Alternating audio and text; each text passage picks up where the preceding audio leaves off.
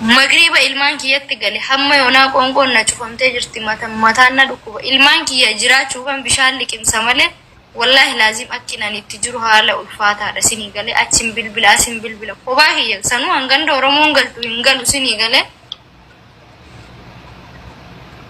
osoo ammoo yoo kaatee gabbaatee namatti wanta tokko himatte maallaqaaf siistemii dalaganii siin jedha namni sii galee miti wallahi laazim namni waan hin taane narratti yaadaa farrakkoo gankoo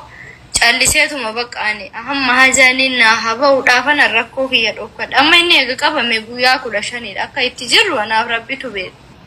garuu ani walumaa galatti wanti nan barbaadu innummaan nagaadhaan bahee ilmaan isaa akka isaan gammadan amma kaleessa ijoollee birattidha kan isaan akka malee dhahan sii galeemi isa dhayani والله غرا نويا تبشر ديسي بوي نسيفوتيا ربنا هباز والله نمت لغا ما حواسا كينيا يا ديسي جمعة زيارة ديمي كزان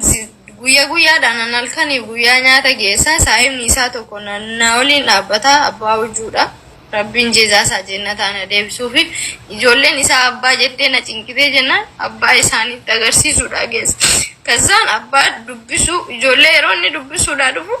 ilma saree jettee ilmoo kiyya darbite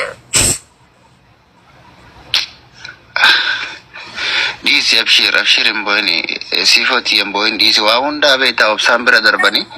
أكنا متفكات سمو فندقوبسي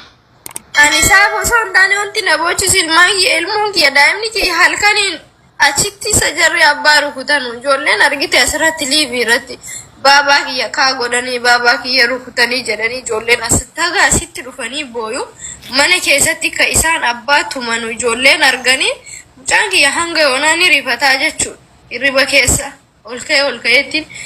maskooti irraan utaalee mucaan jechuudha halkan amma eega hidhaati jechuudha ni rifatanii booya amma nyaata geessinee dhufne yeroo nyaata